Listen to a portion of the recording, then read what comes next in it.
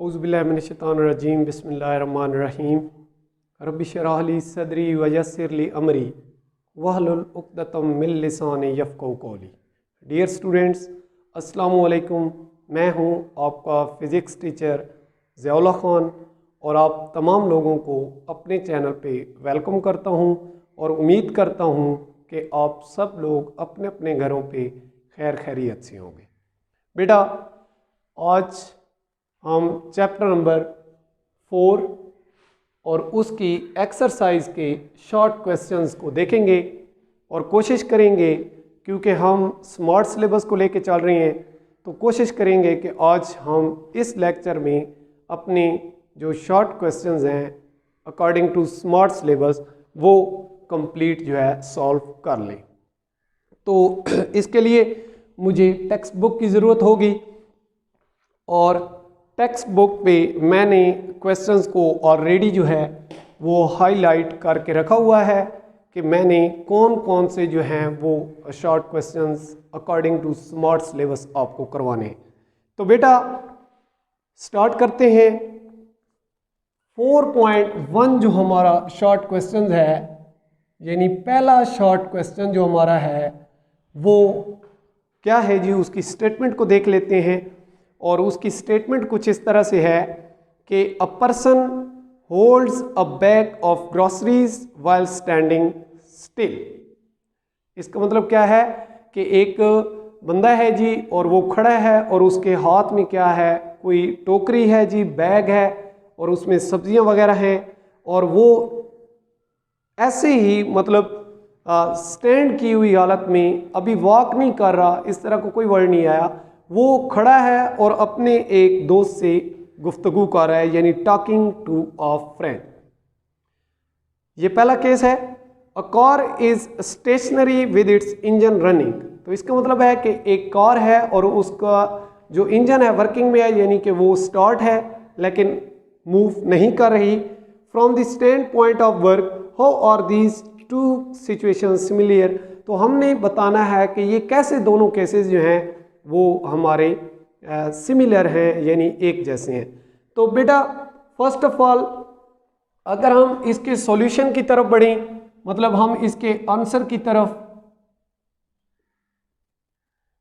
बढ़ते हैं, तो बेटा इन दो केसेस में जो आपका वर्क डन है वो क्या है, ज़ीरो है। यानी work done in both cases जो है वो ज़ीरो है, यानी आपका वर्क क्या है, ज़ीरो है। क्योंकि देखें बेटा, हमें पता है, हमने ऑलरेडी फिजिक्स के अंदर इस चैप्टर के अंदर पढ़ रखा है कि जो वर्क होता है वो हमारे फोर्स और डिस्प्लेसमेंट का डॉट प्रोडक्ट होता है, यानी product of force with respect to displacement, यानी प्रोडक्ट ऑफ फोर्स और डिस्प्लेसमेंट क्या कहलाता है, हमारे पास वर्क कहलाता है। और अब आप देखें कि वो जो बंदा है जिसने वो बैग उठाया हुआ है सब्जियों वाला, वो क्योंकि चल नहीं रहा, वो खड़ा है वहाँ पे, तो इसका मतलब है कि वहाँ पे डिस्प्लेसमेंट जो है वो कवर नहीं हो रहा, यानी कि वहाँ डिस्प्लेसमेंट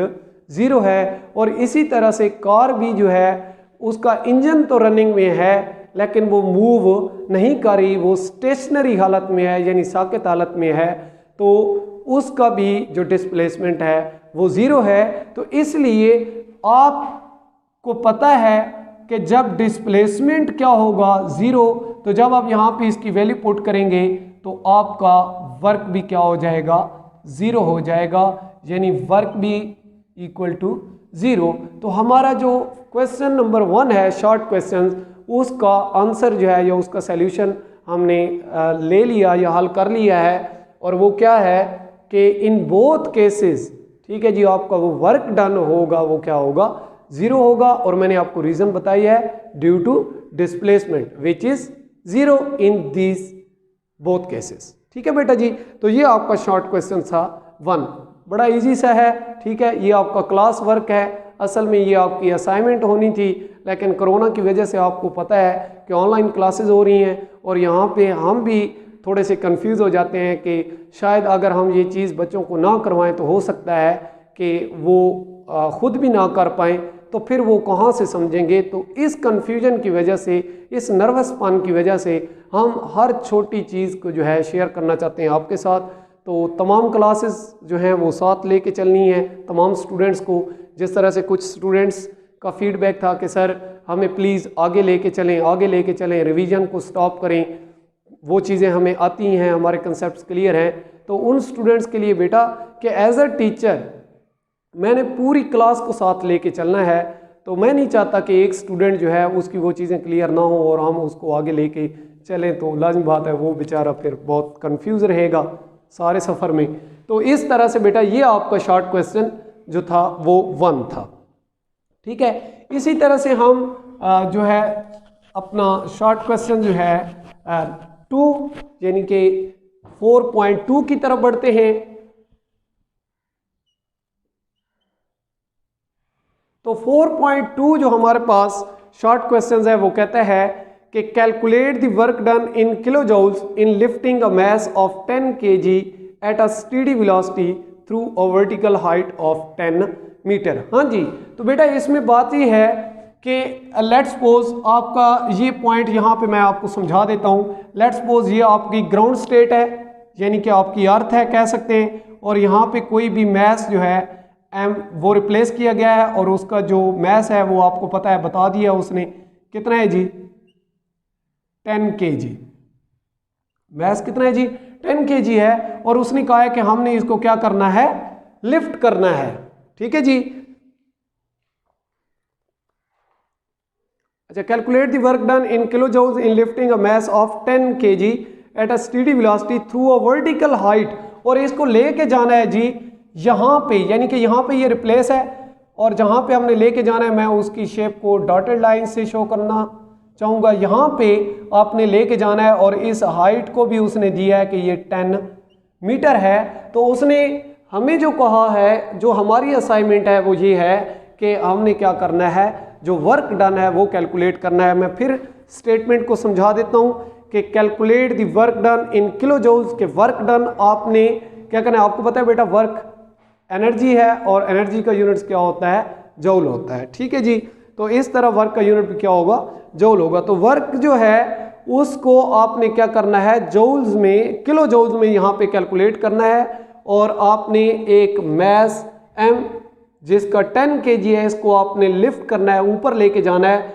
10 मीटर की हाइट पे, और आपने कैलकुलेट क्या करना है ओवरऑल। ठीक है जी, वर्क डन। ठीक है जी, तो बेटा एज वी नो दैट यहाँ पे गिवन डाटा है आपके पास, कुछ चीज़ें आपको मालूम है, जैसा कि आपको हाइट का भी पता है 10 मीटर है और आपको मैस ऑफ द ऑब्जेक्ट भी पता है 10 kg है। ठीक है, और आपको पता है हाइट की बात हो रही है तो लाजिम बात है वहाँ पे ग्रेविटेशनल एक्सेलरेशन जो जी होता है हमारा वो भी होगा, तो उसकी वैल्यू आपको पता है 9.8 मीटर पर सेकंड स्क्वायर होती है। और इसी तरह से इस डाटा को देखते हुए हमने फाइंड आउट करना है वर्क डन। ठीक है जी, तो वर्क डन मालूम करने के लिए इसी तरह से सॉल्यूशन आपके पास वही फार्मूला है कि जो हमारे पास वर्क डन होता है वो क्या होता है, एफ डॉट क्या होता है, डी।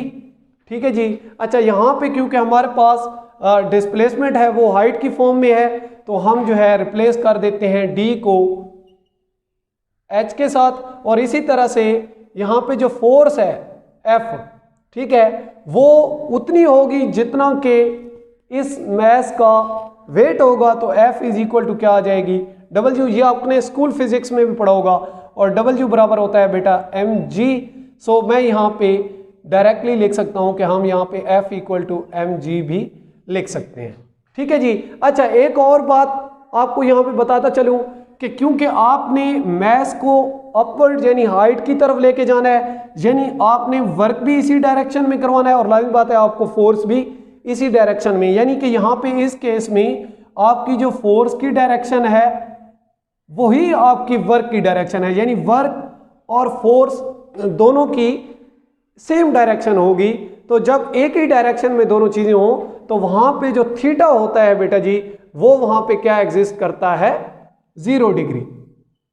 तो यहां पे आप कह सकते हैं कि थीटा हमारे पास क्या है, 0 डिग्री है। तो इस तमाम इक्वेशन को, और आपको पता होगा कि जब हम डॉट को ख़त्म करते हैं, डॉट प्रोडक्ट को, तो डॉट की रिप्लेसमेंट जो होती है वो cos थीटा से होती है, यानी कि ये कुछ इस तरह से बन जाएगा, W is equal to F D cos theta हो जाएगा, ठीक है। और यहाँ पे फिर f की जगह पे mg पुट कर देंगे, d की जगह पे h आ जाएगा और cos कितना आ जाएगा 0 डिग्री, ठीक है जी। तो अब यहाँ पे m की वैल्यू 10 है, g जो होता है वो 9.8 होता है और h भी यहाँ पे कितना है हमारे पास 10 है, और cos 0 जो होता है वो बेटा क्या होता है 1।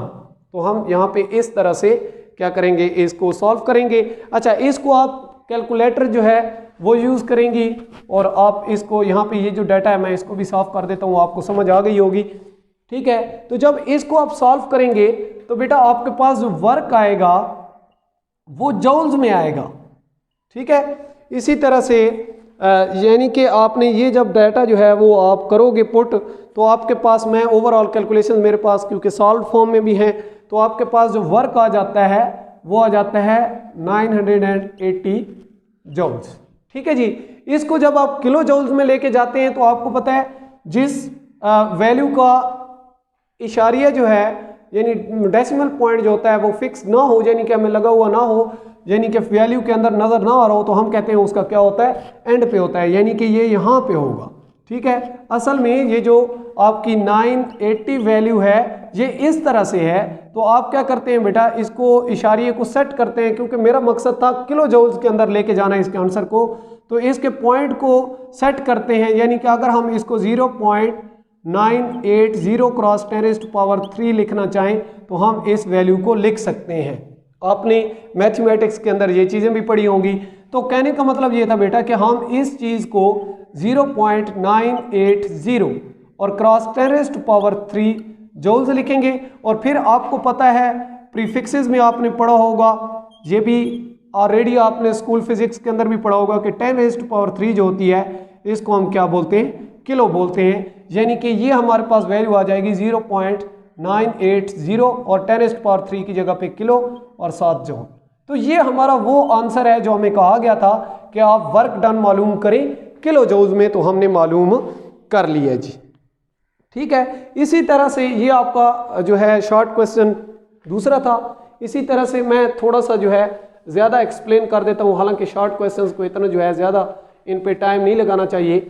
तो उम्मीद करता हूँ कि आपको ये चीज़ें पहले से आती होंगी, लेकिन मैंने आपको बताया है कि एज अ टीचर मैं तमाम स्टूडेंट्स के लिए जो है इसको थोड़ा सा मज़ीद जो है एक्सप्लेन करने जा रहा हूँ। अच्छा जी, उसके बाद है हमारे पास according to short syllabus question number 4 यानी 4.4, ये हमने सॉल्व करना है जी, ठीक है।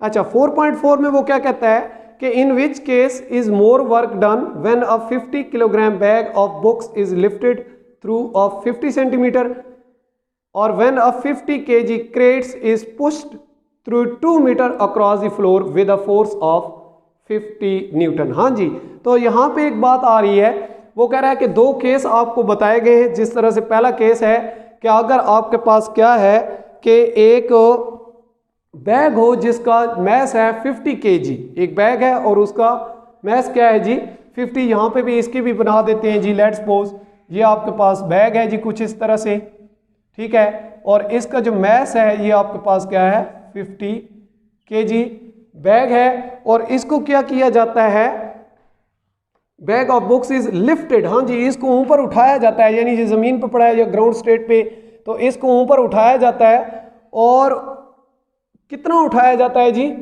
50 सेंटीमीटर। अच्छा, 50 सेंटीमीटर है, आपको पता होगा कि हमारे पास जो 1 मीटर होता है, कन्वर्जन आपने पढ़े होंगे, 1 मीटर जो होता है वो 100 सेंटीमीटर के बराबर होता है।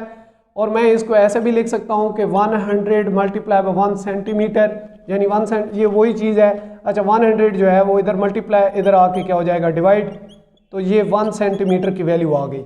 सो मैं यहाँ पे अगर 50 मल्टीप्लाई बाय 1 सेंटीमीटर, सेंटीमीटर की जगह पे मैं क्या करूँगा 1/100 मीटर। मैंने सिंपल क्या किया बेटा, सेंटीमीटर से मीटर में कन्वर्ट की अपनी वैल्यू को, ताकि हमारे लिए कैलकुलेट करना चीज़ों को आसान रहे। तो हमारे पास ये आ जाएगा 5 डिवाइडेड बाय 10, और इसको हम लिख सकते हैं 0.5 मीटर। ठीक है जी, यानी कि आप क्या करते हैं, इस बैग को लिफ्ट करते हैं कितना ऊपर, 0.5 मीटर ऊपर आप इसको लिफ्ट करते हैं। तो वो कहता है कि एक केस ये है, इसमें आपका वर्क डन क्या होगा, यानी कितना होगा। और दूसरा केस बताता है कि क्या है जी, आपके पास एक 50 किलोग्राम का क्रेट है और उसको आपने पुश किया है। ठीक है, ये भी बना देता हूं। लेट्स सपोज बेटा ये आपके पास कोई क्रेट्स है और इसका जो मैस है ये भी कितना है जी 50। ये केस फर्स्ट है और ये केस सेकंड है।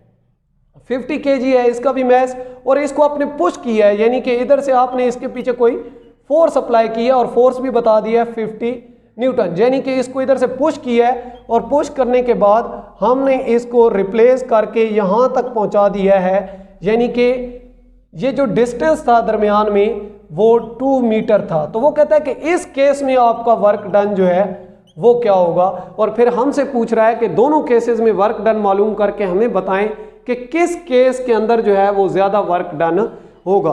तो चलते हैं बेटा जी, फर्स्ट केस की बात कर लेते हैं।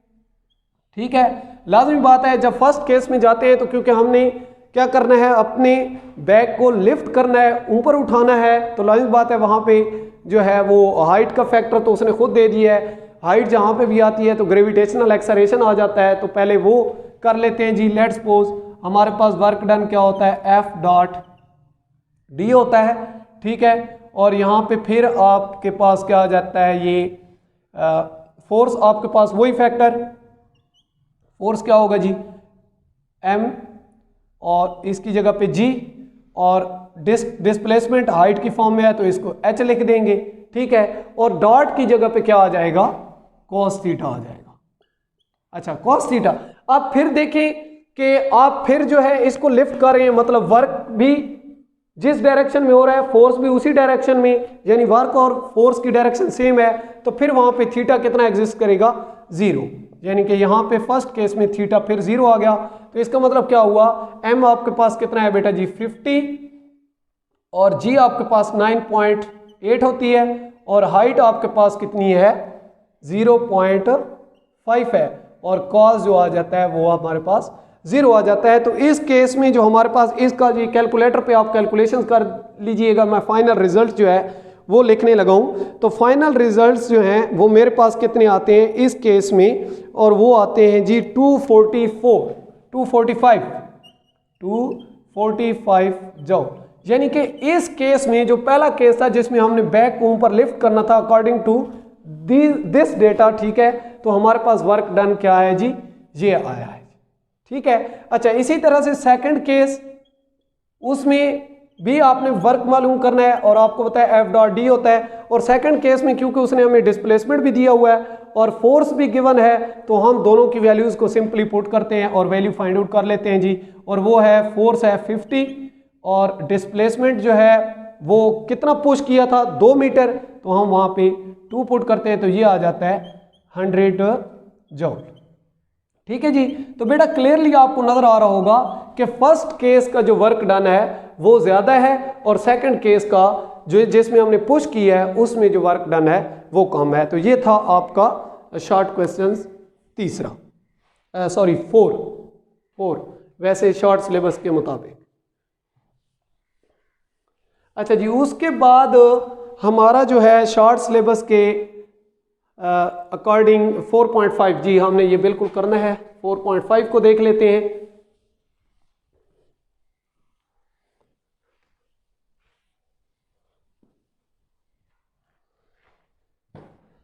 अच्छा जी, 4.5 में क्या कह रहा है जी, वो हमसे क्या डिमांड कर रहा है, an object has 1 joule of potential energy, explain what does it means. हाँ जी, ये तो बहुत ही आसान बात है। वो कहता है जी कि एक ऑब्जेक्ट है और उसकी जो एनर्जी है potential energy 1 joule of potential energy, explain what does it means. तो वो कहता है कि एक ऑब्जेक्ट है और उसकी क्या है जी 1 जूल जो है वो पोटेंशियल एनर्जी है, तो बताएं दरअसल में इसका क्या मतलब है। अच्छा, इसका सिंपली ये मतलब हो सकता है, आपको पता है कि पोटेंशियल एनर्जी क्या होती है, किसी भी ऑब्जेक्ट के अंदर स्टोर्ड एनर्जी या किसी भी ऑब्जेक्ट की पोजीशन की वजह से जो एनर्जी होती है वो क्या होती है, पोटेंशियल एनर्जी होती है। जिस तरह से अगर आप कहें कि फील्ड फोर्स होती है, लाइक ग्रेविटेशनल फोर्स है, ठीक है, तो ये भी या कॉन्स्टेंट फोर्सेस होती हैं। जिस तरह से आप क्या करते हैं, एक स्प्रिंग को आप क्या करते हैं, कंप्रेस्ड कर लेते हो या स्ट्रेच कर लेते हो, ठीक है, तो वो जो उसके अंदर भी एनर्जी होती है वो स्ट्रेच आपकी क्या होती है, पोटेंशियल एनर्जी होती है। तो दरअसल एनर्जी, आपको पता है कि एनर्जी क्या होती है, ability of a body to do work, कि किसी भी जिस्म के जो काम करने की सलाहियत है, यानी किसी चीज़ के अंदर अगर काम करने की सलाहियत है तो हम कहते हैं कि उसकी एनर्जी होती है। Ability to do work is called energy. अच्छा, basically 1 joule of potential energy, ये कोई ज़्यादा एक्सप्लेन करने वाली बात नहीं है, लेकिन मैं आपको बता देता हूँ, ठीक है, कि 1 जूल ऑफ पोटेंशियल एनर्जी का मतलब ये होगा कि दरअसल उस ऑब्जेक्ट के अंदर 1 जूल वर्क करने की क्या है जी, सलाहियत है। यानी कि अगर किसी ऑब्जेक्ट के पास 1 जूल ऑफ पोटेंशियल एनर्जी है, ठीक है, तो उसके अंदर क्या होगी, लेट्स सपोज, इसकी एक और आसान एग्जांपल मेरे माइंड में आ गई, ठीक है जी, वो आपको बताता चलूं कि लेट बेटा, मैंने इस बोर्ड मार्कर को क्या है, ज़मीन से हाइट h पे रखा है और इसके अंदर जो एनर्जी स्टोर की है वो 1 जूल ऑफ पोटेंशियल एनर्जी है। तो ये बोर्ड मार्कर जो है ये 1 जूल वर्क डन करेगा, यानी जब ये ज़मीन की तरफ गिरेगा या मूव करेगा तो इसके अंदर जितनी एनर्जी है स्टोर की होगी उतना ही इसने क्या करना होगा, वर्क डन करना होगा। तो क्योंकि बुक में जो हमसे क्वेश्चन किया गया है वो है 1 जूल ऑफ पोटेंशियल एनर्जी, तो हम कह सकते हैं कि 1 joule of potential energy is the amount of energy of an object which can do work, कितना जी, 1 जूल, ठीक है, यानी कि किसी ऑब्जेक्ट की वो पोटेंशियल एनर्जी, यानी 1 जूल ऑफ पोटेंशियल एनर्जी, वो पोटेंशियल एनर्जी होगी जो कि वो ऑब्जेक्ट 1 वर्क जूल करेगा या 1 जूल वर्क करने में सर्व करेगा, ठीक है जी। इसी तरह से ये कोई मुश्किल बात नहीं है जी, इसका यही है, एग्जाम्पल भी मैंने आपको दे दी है जी, आपकी बुक में भी एग्जाम्पल है कि when an object of certain mass is raised up to certain height, ठीक है, so that it has 1 joule potential energy, ठीक है जी। जब सर्टेन हाइट पे आप उसको लेके जाते हो और उसके अंदर आप क्या करते हो, 1 joule of potential energy store कर देते हो, तो फिर वो ऑब्जेक्ट जो है कितना वर्क करने की सलाहियत रखेगा, 1 जूल वर्क करेगा, ठीक है जी। तो सिंपली मैंने आपको बताया कि जितनी उसके अंदर एनर्जी स्टोर होगी, क्योंकि एनर्जी है ही वर्क करने की एबिलिटी, तो जितनी एनर्जी होगी उतनी वो वर्क करेगा। 1 जूल ऑफ पोटेंशियल एनर्जी है तो वो 1 जूल वर्क करेगा जी, सिंपल इज दैट। तो ये बहुत आसान सा था, ठीक है, थ्योरेटिकल, इसमें कोई ऐसी मैथमेटिकल एक्सप्रेशन वाली बात नहीं आई। उसके बाद जी अकॉर्डिंग टू स्मार्ट सिलेबस हमने करना है जी अपना 4.7, हाँ जी 4.7 हमने अपना जो है क्वेश्चन करना है, शॉर्ट क्वेश्चंस के हवाले से बात हो रही है। तो उसमें क्या कहा जा रहा है जी, जरा फोकस करते हैं इस बात पे कि वो कहता है कि व्हेन अ रॉकेट री इंटर द एटमॉस्फेयर, ठीक है जी, कि एक रॉकेट जो होता है जब री इंटर होता है एटमॉस्फेयर के अंदर, its nose cone becomes very hot. हाँ जी, आपको पता है रॉकेट की जो नोज होती है वो कुछ इस तरह से बना होता है, ठीक है, इस तरह से। तो वो कहता है कि ये जब एटमॉस्फेयर के अंदर एंटर होता है तो इसकी ये जो नोज होती है, जो कोन टाइप होती है, कोन इसी तरह होती है, ठीक है, तो कोन टाइप जो नोज होती है वो क्या हो जाती है, बिकम्स हॉट, तो वो क्या हो जाती है, गर्म हो जाती है। Where does this heat energy comes from. हाँ जी, बड़ा ही अच्छा क्वेश्चन है, इंफॉर्मेटिव है। वो कहता है कि ये जब एटमॉस्फेयर के अंदर एंटर होता है रॉकेट तो इसकी ये जो नोज होती है ये गर्म हो जाती है, तो ये जो हीट एनर्जी है ये कहाँ से आती है।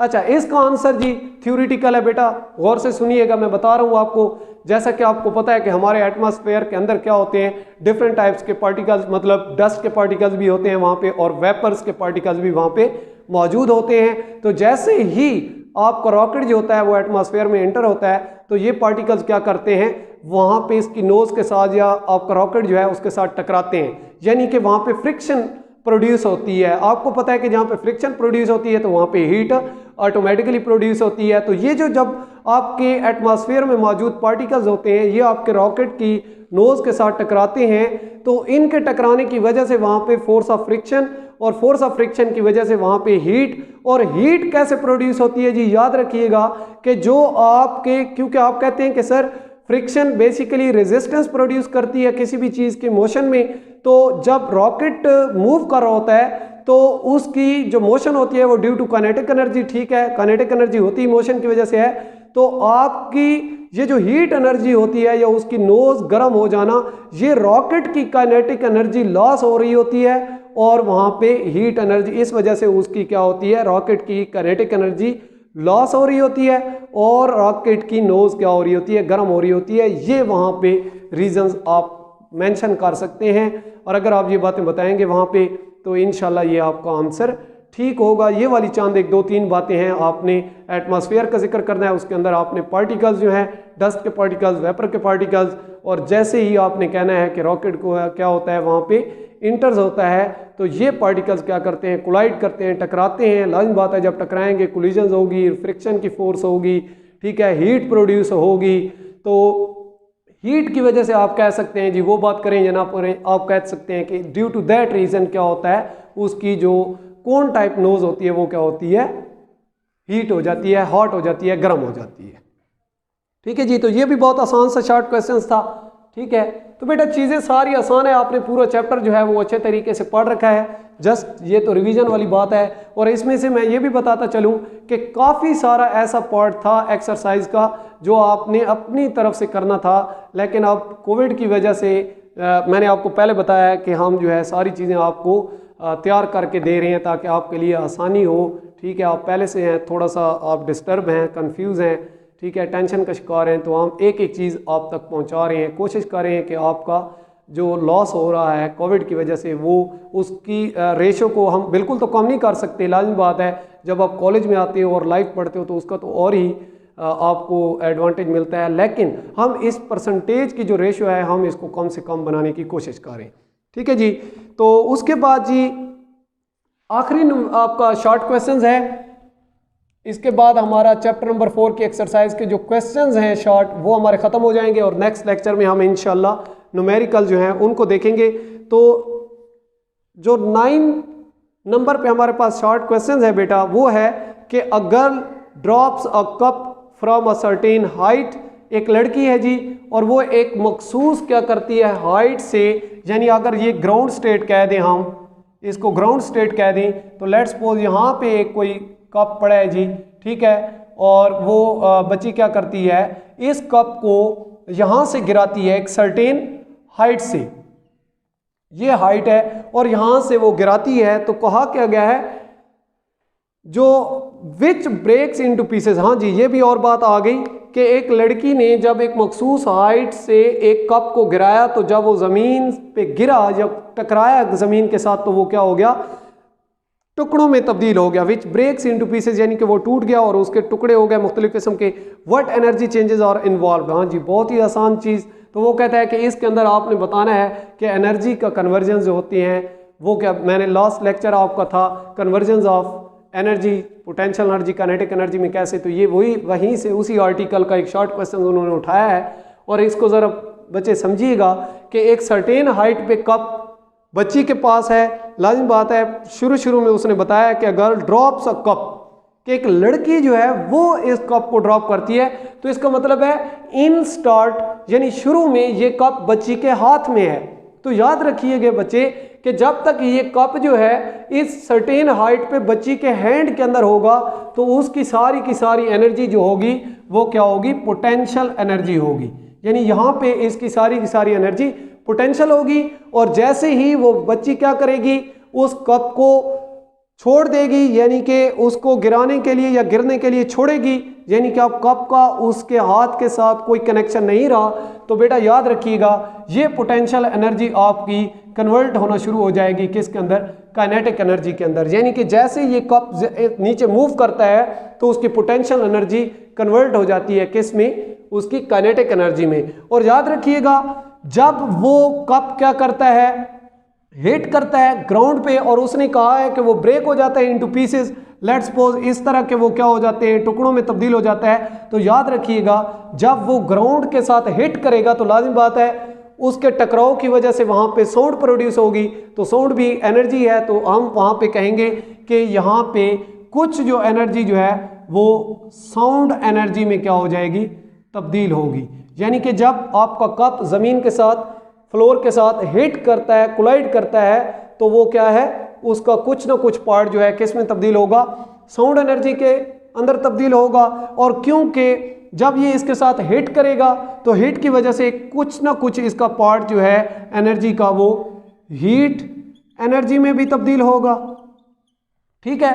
और फिर जब ये हिट किया ग्राउंड के साथ और इनटू स्मॉल पीसेस ब्रेक हो गया, तो हम कह सकते हैं कि इनको स्मॉल पीसेस में ब्रेक करने के लिए जो वर्क डन हुआ, ठीक है, तो कुछ ना कुछ एनर्जी जो है वो इस वर्क डन में भी सर्फ हुई होगी कि जब उसने हिट किया ग्राउंड को तो वो स्मॉल पीसेस में ब्रेकअप उसका हो गया, यानी कि वो टूट गया स्मॉल टुकड़ों के अंदर, छोटे छोटे टुकड़ों के अंदर।